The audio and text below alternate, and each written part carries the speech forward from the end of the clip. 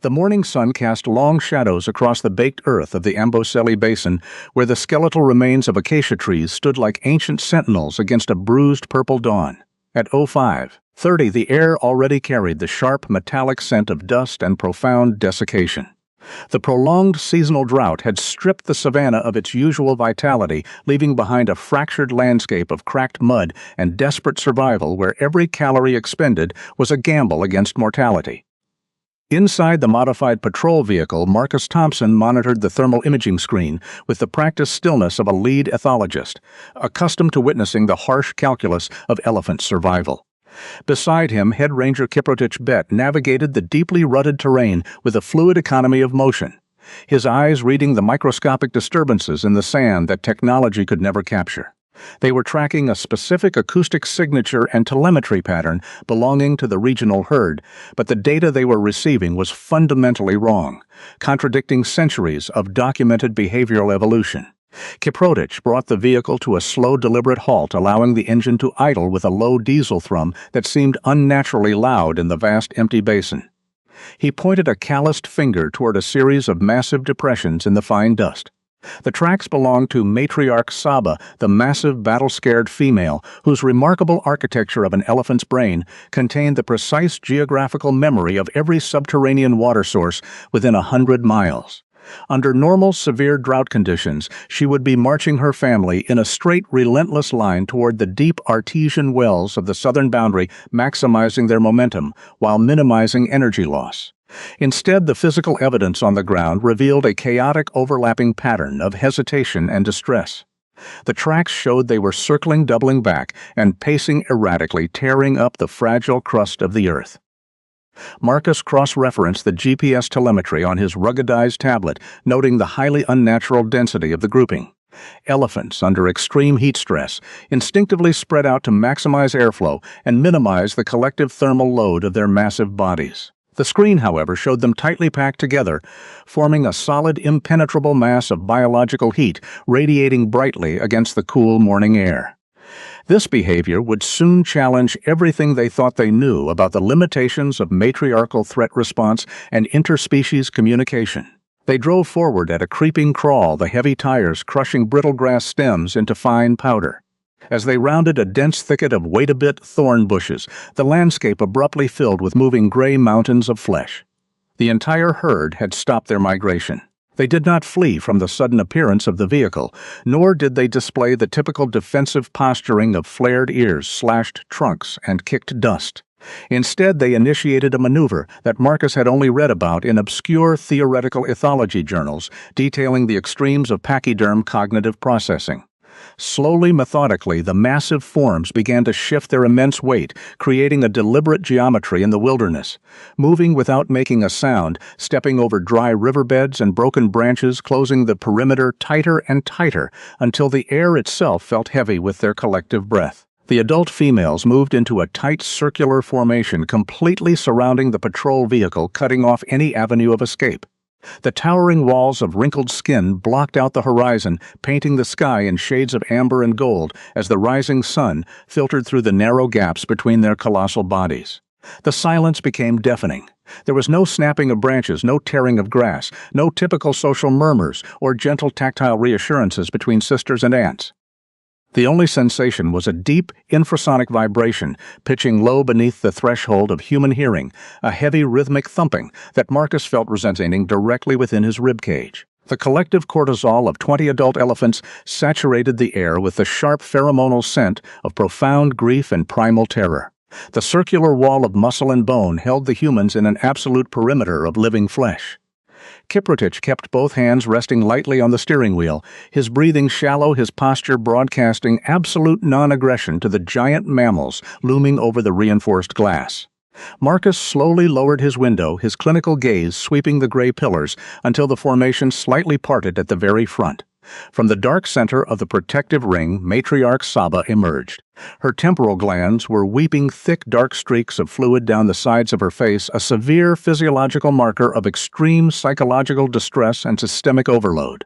And trapped in the deep shadow of her massive front legs, barely visible against the backdrop of the herd, was a tiny, fragile frame. It was a 3-month-old male calf. Marcus recognized the severe indicators of neonatal systemic collapse, immediately observing the precise metrics of a body giving up.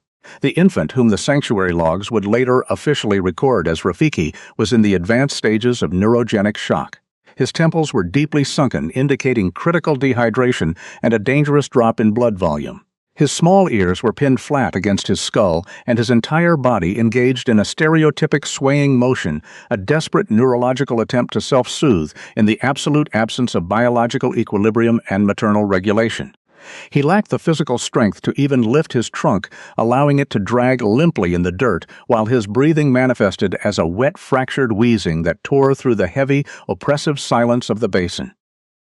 In the wild, a calf this severely compromised would typically be abandoned to the predators, a tragic but necessary mathematical equation designed to ensure the survival of the healthy breeding females who carried the genetic future of the herd. But the herd had not abandoned the injured infant. They had carried him, supported his failing weight with their trunks, and ultimately trapped the human rangers in a circle of desperate surrender. Saba stepped closer, her massive frame casting a heavy, suffocating shadow over the windshield. The invisible bridge between apex wilderness and human intervention vanished in that single moment. She extended her trunk, the deeply scarred prehensile tip hovering mere inches from the open window, tasting the dry air, absorbing the unique chemical signatures of the men sitting frozen inside the cabin. Then, fighting every instinct embedded in her ancient DNA, protecting her family from apex predators, she curled her trunk backward and wrapped it gently around the shivering, collapsing form of the calf. With a slow, agonizing push, she nudged the crying elephant forward, thrusting him directly toward the metallic shell of the vehicle. The tiny creature stumbled, his spindly legs buckling under the sudden exposure to the open space, away from the protective bulk of his aunts. He let out a raw, panicky vocalization, the universal language of loss and loneliness that transcended species boundaries, echoing off the dry earth. Saba did not reach out to pull him back into the safety of the herd. She stood completely still, a living monument of quiet mourning, forcing the humans to accept the burden of a fragile life the unforgiving savanna could no longer sustain. Marcus unlatched the heavy side door, the sharp, metallic click sounding like a gunshot in the profound stillness. He moved with slow, deliberate precision, his analytical mind already rapidly calculating intravenous fluid volumes, blood glucose levels, and necessary electrolyte replacement ratios for a severely dehydrated neonate. Kiprotich stepped out the opposite side, moving silently to support the collapsing weight of the 70-kilogram infant before he could strike the hard ground. As the men laid their bare hands on the coarse, dust-covered skin of the calf, the entire herd took a single synchronized step backward. The heavy infrasonic rumbling that had rattled the windows abruptly ceased. The tight circular formation slowly dissolved as the adult females turned their heavy heads toward the shimmering horizon, their silent, agonizing duty fulfilled. Marcus knelt in the dust, feeling the rapid, erratic, thready pulse beneath the thin skin behind the calf's ear, mapping the immediate medical emergency that lay ahead of them. He noted that this wasn't just a physical failure of hydration and nutrition that could be fixed with a simple saline drip. The profound maternal separation trauma had completely rewired the calf's nervous system, plunging him into a dangerous state of cognitive shutdown. As the great herd faded like massive gray ghosts into the morning heat haze, leaving only the scent of disturbed dust and weeping temporal glands behind in the quiet basin, Marcus wrapped his arms securely around the trembling infant, knowing with absolute certainty that stabilizing his collapsing vital signs would be the easiest part of the long journey ahead. The true battle would be fighting the invisible architecture of his grief. Kiprotich Bet moved with the silent efficiency of a man who had spent his entire life reading the subtle language of the Amboseli Basin, returning from the idling patrol vehicle, carrying the heavy trauma kit, his boots kicking up small clouds of rust-colored dust that settled over the motionless form of baby Rafiki. Marcus laid the 3-month-old calf gently onto his side against the baked earth, noting how the small ribcage barely rose and fell in the oppressive heat. The ethologist's hands moved rapidly over the coarse, sparse hair of the infant, mapping a terrifying topography of systemic failure. The mucous membranes inside the small mouth were pale and tacky, indicating a level of cellular dehydration that bordered on irreversible organ damage. This was the harsh reality of the drought, where the relentless sun stripped life from the weak with mathematical precision. Marcus reached into the kit and extracted a heavy-gauge intravenous catheter, knowing that establishing vascular access in a creature experiencing profound neurogenic shock was a delicate race against time. He focused on the vast network of vessels mapping the back of the calf's large ear, a biological radiator now cold and clammy to the touch. The blood pressure had plummeted so dangerously low that the veins were flat and invisible beneath the thick gray skin, requiring Marcus to rely entirely on tactile memory and anatomical intuition. He pressed his thumb against the base of the ear to create a tourniquet effect, waiting for any slight distension, while the early light illuminated the dry scrubland, revealing the desperate fragility of the moment. He inserted the needle smoothly, feeling the distinct pop as it breached the vein, but there was no immediate flash of blood in the hub. The profound dehydration had turned the calf's blood thick and sluggish, a dark syrup, struggling to maintain the rapidly failing core functions of his tiny body. Marcus adjusted the angle, microscopically holding his breath, until a slow dark bead finally appeared confirming entry. Kiprotich handed him the line, and Marcus connected it, securing the hub with thick strips of surgical tape before elevating the 1-liter bag of gravity-fed saline mixed with essential electrolytes. They watched the drip chamber begin its rhythmic clicking, a steady artificial heartbeat in the vast silence of the wilderness. The fluid rushed into the collapsed vascular system, but baby Rafiki offered no resistance, no primal terror, no struggle against the humans handling him. Under the brutal mathematics of the wild, a calf separated from its mother should vocalize thrash or attempt to flee. But this infant lay perfectly still, his small trunk curled inward in a posture of complete psychological surrender. He was drowning in an internal flood of cortisol, shutting down his own cognitive processes to shield his fragile mind from the overwhelming trauma of sudden abandonment. Lifting the massive form of the baby elephant into the back of the modified patrol vehicle required both men to brace themselves against the sheer dead weight of an animal that had stopped fighting for its own existence. Kiprotich positioned the calf carefully on a bed of heavy canvas tarps, while Marcus knelt beside the fragile frame, elevating the IV bag against the metal roll bar of the truck bed. As the engine roared to life, shattering the sacred quiet of the basin, Kiprotich shifted into gear and began the arduous navigation over the rutted terrain toward the sanctuary. The vehicle lurched and swayed violently over dried riverbeds and exposed acacia roots. But Marcus absorbed the impacts with his own body serving as a living shield to keep the needles secure in the paper-thin ear.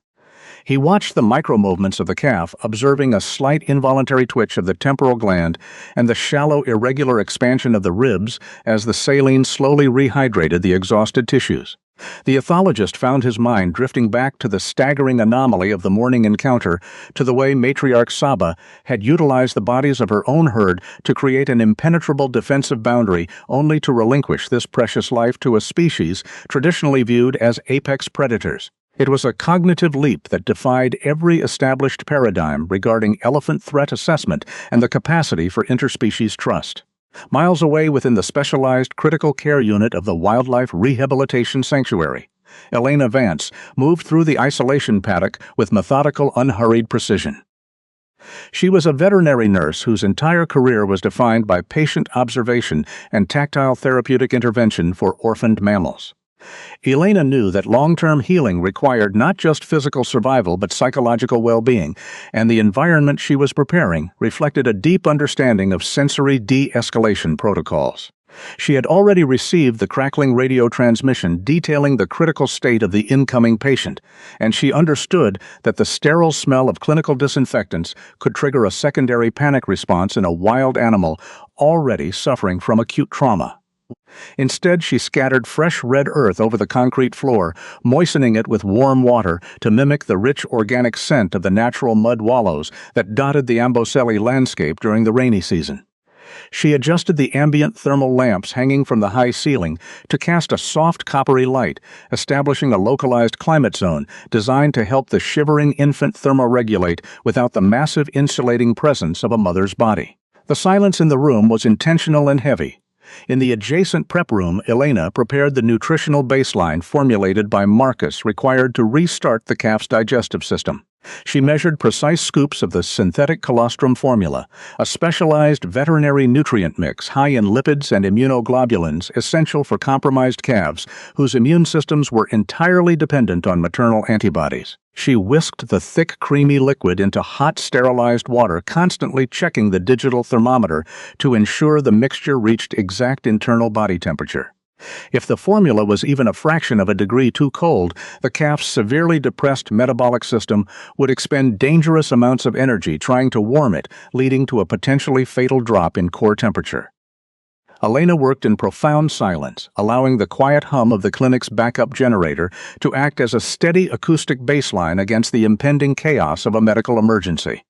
She was preparing the battlefield for a war against the profound maternal separation trauma, knowing that when the physical deficits were finally corrected, the true, terrifying emptiness would remain. The sanctuary possessed all the modern medical technology required to sustain a biological organism, but Elena understood deeply that they could not easily replace the infrasonic rumbles, the gentle strokes of a massive trunk, or the complex matriarchal architecture that defined an elephant's cognitive world. The sound of heavy tires grinding against the gravel driveway signaled the arrival of the patrol vehicle, breaking Elena's concentration. She stepped out of the isolation paddock and moved swiftly toward the loading bay, the harsh, mid-morning equatorial light momentarily blinding her after the dim-controlled sanctuary interior. Kiprotich reversed the truck precisely to the edge of the concrete ramp, cutting the engine, so a heavy, unnatural quiet instantly flooded the loading bay. Marcus was already unhooking the nearly empty IV bag from the roll bar, his face coated in a fine layer of pale dust, his expression locked in a state of clinical focus that barely concealed his underlying exhaustion. Elena climbed into the back of the truck without speaking and knelt beside baby Rafiki, immediately placing her palm against the soft depression just above the calf's eye to assess his core temperature and hydration status. She noted the sunken temples, the flaccid muscle tone, and the terrifyingly slow respiration rate that barely moved the canvas tarp beneath him. Her fingers traced the line of the intravenous catheter, noting the sluggish flow of the saline, before her gaze dropped to the curled, motionless trunk. The infant was entirely disconnected from his physical surroundings, trapped in a dark psychological void, where human intervention meant absolutely nothing. They moved him with agonizing, deliberate care, sliding the heavy canvas tarp down the metal ramp and into the prepared climate-controlled paddock. As they transferred his weight onto the bed of soft teff grass and warm therapeutic mats, the calf remained entirely limp, a physical manifestation of absolute despair that weighed far more than his 60 kilograms. Marcus secured a new bag of warmed lactated Ringer's solution to the overhead clinical rail, while Elena quickly drew a vial of blood from a secondary ear vein to run a complete metabolic panel. The blood drawn into the syringe was terrifyingly dark, a visual confirmation of the severe dehydration and the immense toxic strain on the kidneys. Kiprotich stood quietly by the heavy wooden door of the enclosure, watching the intricate dance of veterinary intervention, his presence a silent anchor bridging the wild, unforgiving space they had just left and the sterile hope of the clinic. The three of them operated in a synchronized silence defined by years of shared emergencies and unspoken protocols, moving around the massive form of the baby elephant with a practiced reverence. They understood that the upcoming hours would dictate whether the biological machinery of the calf could be restarted.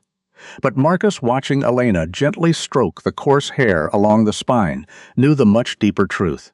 The physical stabilization was merely the foundation, a bare prerequisite for the agonizingly slow process of psychological healing that would require bridging the vast evolutionary gap between their species.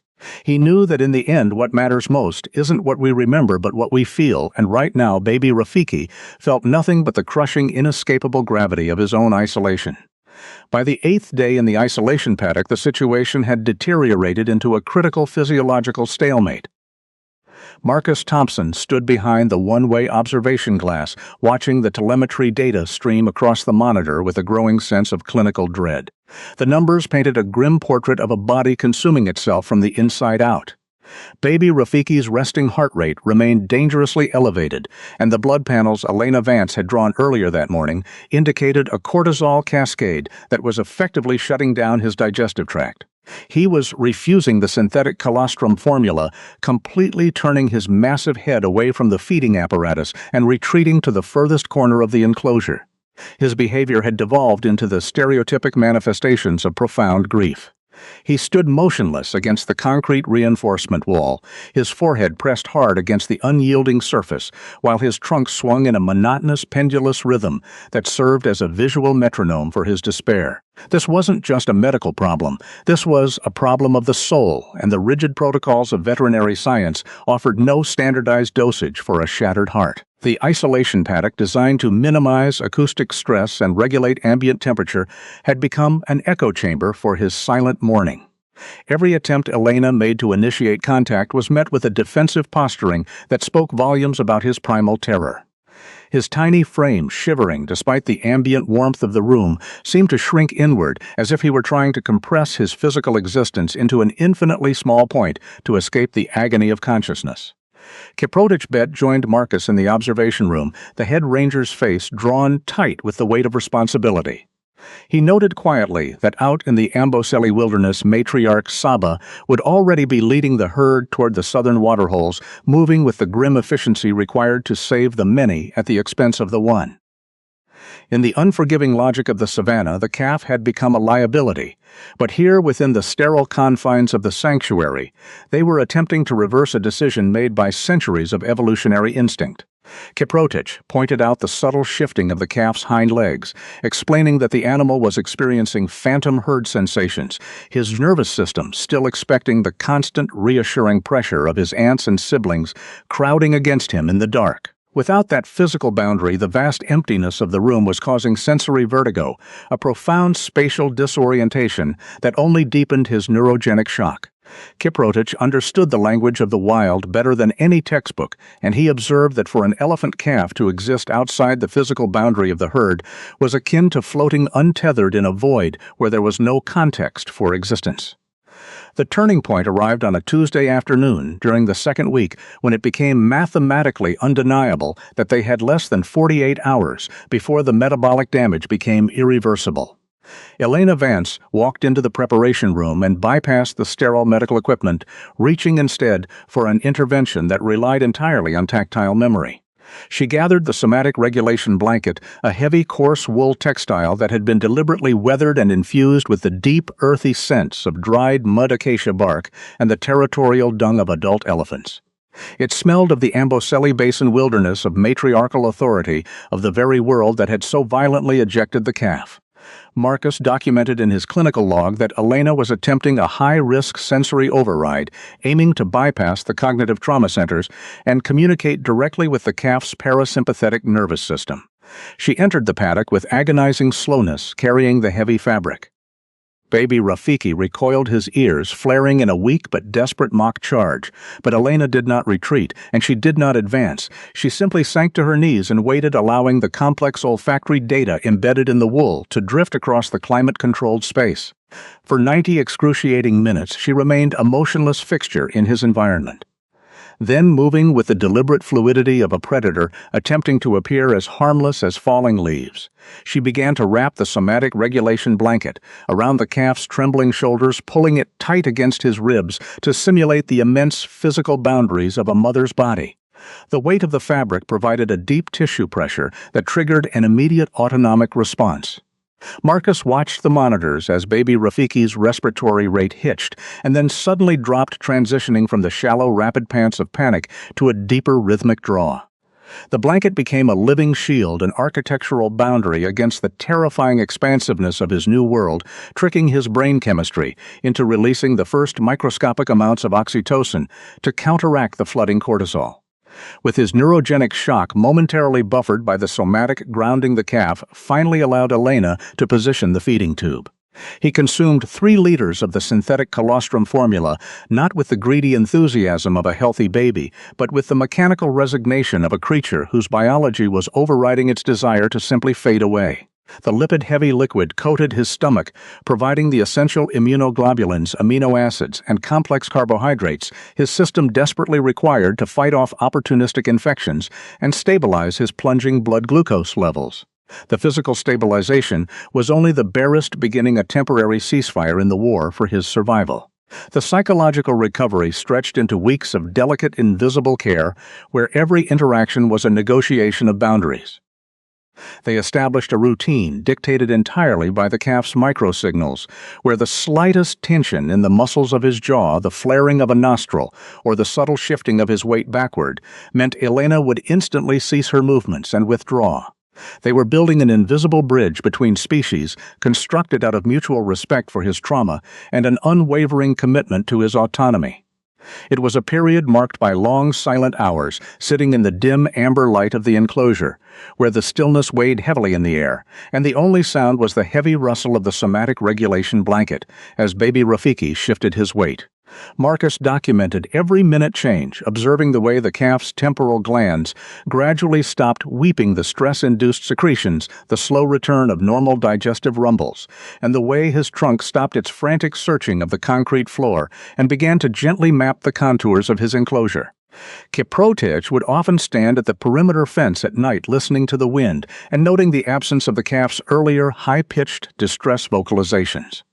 He knew that out in the darkness the wild herds were moving like silent gray ghosts across the plains, completely unaware of the immense human effort being poured into a single discarded life.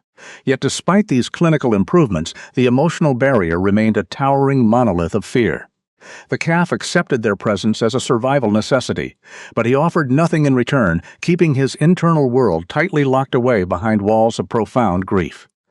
The breakthrough came on the dawn of the third month, entirely upending their clinical projections regarding the timeline of emotional recovery.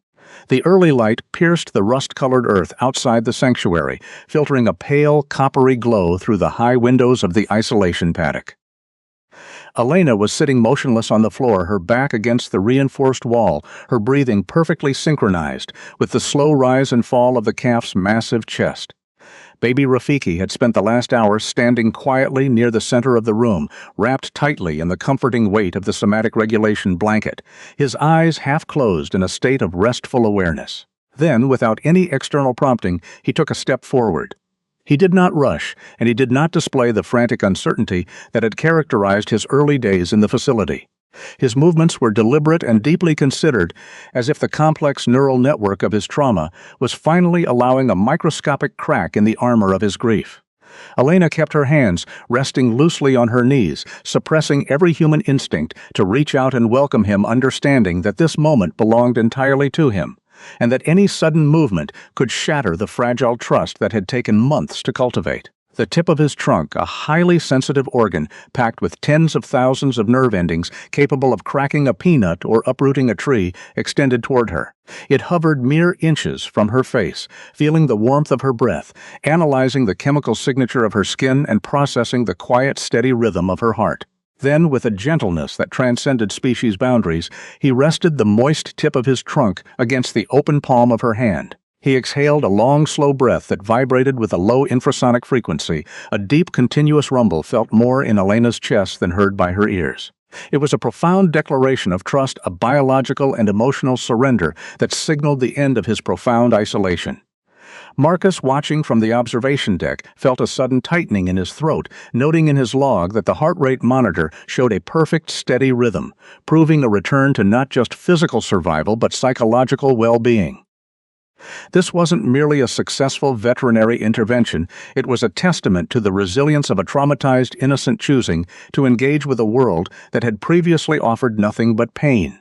The profound evolutionary gap had been crossed, and in the quiet sanctuary of the paddock surrounded by the scent of wild earth and the steady hum of medical equipment, two vastly different species shared a moment of profound recognitions, speaking the universal language of loss and loneliness, and the quiet courage required to simply keep living.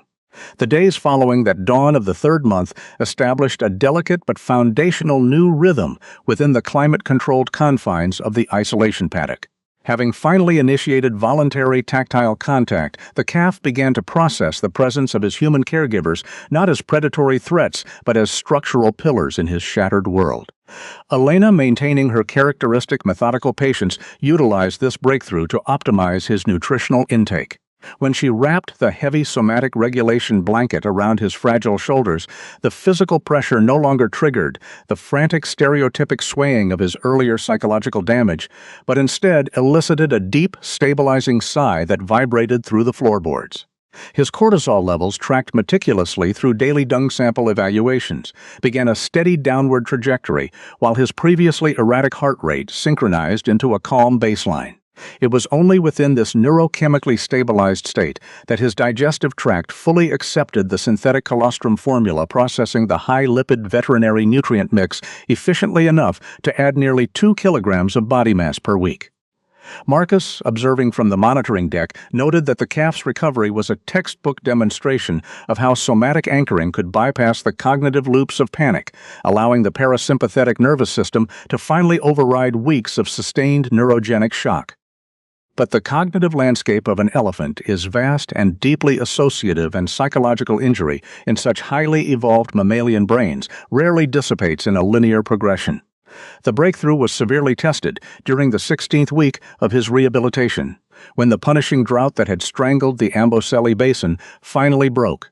The incoming weather front was preceded by a massive drop in barometric pressure that registered on the sanctuary's meteorological equipment hours, before the first clouds appeared, gathering like dark bruises over the eastern horizon. To the human staff, it was a welcome relief from the stifling heat, but to baby Rafiki, the shifting atmospheric density was a harbinger of absolute terror. As the first deafening crack of thunder tore across the African sky, the acoustic violence perfectly mirrored the auditory chaos of the day he was separated from his family. The sudden barrage of high-decibel atmospheric static triggered an immediate and devastating PTSD relapse. By the time Elena Vance reached the isolation paddock, the young elephant had retreated to the furthest corner facing the concrete wall in a rigid catatonic state. He completely rejected the synthetic colostrum formula, striking out blindly with his trunk when the feeding tube was offered and refusing even the comforting weight of the somatic regulation blanket, which now lay trampled and soiled in the corner. His eyes rolled back, revealing the whites in a classic display of prey animal terror. Blood tests drawn under extreme duress indicated a catastrophic spike in cortisol and a plummeting blood glucose level.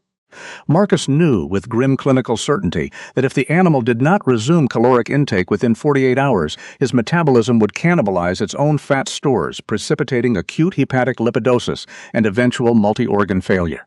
An absolute suffocating quiet filled the observation room as they watched the monitors display his erratic tachycardia. Traditional veterinary de-escalation protocols were proving entirely useless against the sheer magnitude of the regression. The auditory hallucinations of the storm had overwhelmed his fragile sense of safety. It was Kiprotich Bet, drawing upon decades of indigenous tracking knowledge and an intimate understanding of herd communication, who proposed a radical acoustic intervention. Recognizing that airborne sounds were currently triggering the panic, the head ranger suggested bypassing the auditory canal entirely. He retrieved a series of heavy seismic subwoofers from the sanctuary's acoustic research lab and positioned them firmly against the exterior concrete foundation of the isolation paddock. Instead of playing soothing ambient noises, Kiprotich queued up archived low-frequency field recordings of matriarch Saba's wild herd, utilizing an infrasonic spectrum pitched far below the threshold of human hearing. When he initiated the playback, the room remained deceptively silent to the human observers, but the concrete floor began to pulse with a slow, rhythmic, mechanical vibration. The physics of the intervention relied on the unique structural density of an elephant's skeletal anatomy.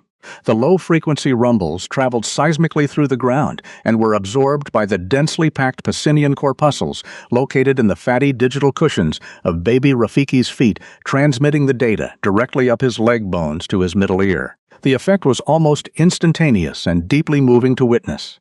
The rigid catatonia that had locked his muscles in a state of hypervigilant paralysis began to fracture. Slowly, as if waking from a deep pharmacological sedation, the calf stopped his frantic swaying.